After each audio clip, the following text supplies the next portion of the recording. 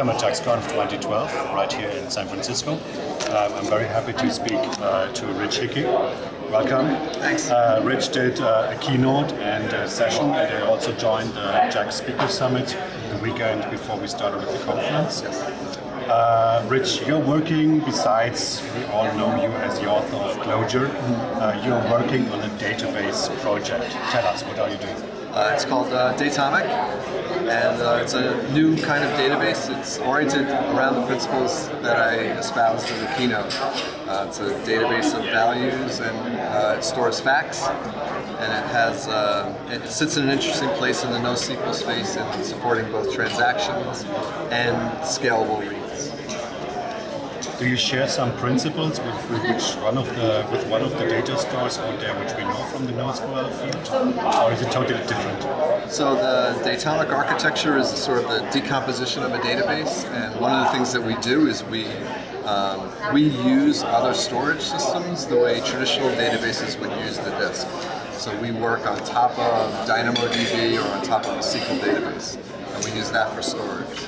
So more it's a data management system, well, we take management system than a storage system? Right, so we're not very interested in storage, and people are already choosing storage for other reasons, and we think that the future is systems of systems, and so the systems we add to storage are the transactional system and the query system, as well as having a data model. Okay. So when we store inside SQL or inside Dynamo, we don't use it for our data model at the fine level. We store blocks of indexes in the storage. Right. Maybe you can tell us a certain or typical use case when it makes value or really creates value to use a system like yours? So I think that the future is going to be oriented around systems that maintain all of the information that a business encounters and keeps track of time. And these are the ideas I talked about in the keynote. Yeah. Sort of an information-oriented database should be a fact-shaped database, and that's the way Datomic is. So, but obviously there are businesses for whom that's an immediate need. Lots of people who need to keep everything. Medical systems need to keep everything. A lot of accounting systems need to keep everything. And a lot of people want to keep everything because they can derive a lot of business value having all the old data with time on it. As you mentioned your keynote, in the keynote you spoke about the principle of place-oriented programming. Maybe you could explain this a little. Right. So place-oriented programming is the thing that I think we need to move away from. A lot of our existing languages and database systems have a place orientation. And the easiest way to tell when you have a place orientation is when you get some new piece of information, is the old one no longer valid, and does it replace it? And so there's a sense in which object-oriented languages work that way, and there's a sense in which traditional databases work that way.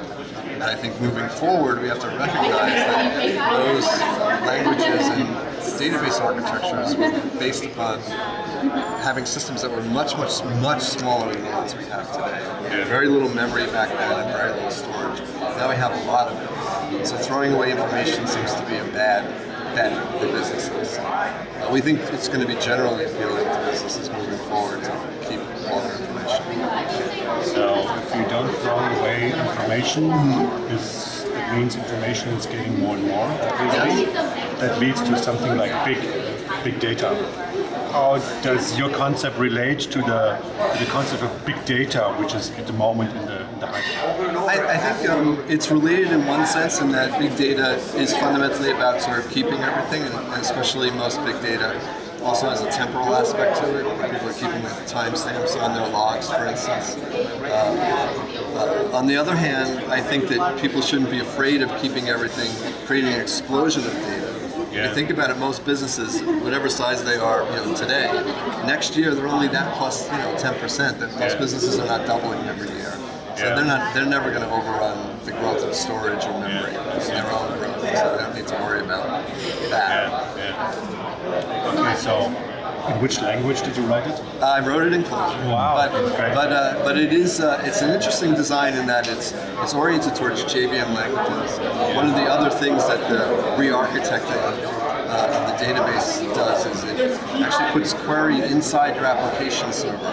So now you can get scalability and distribution of query because of that.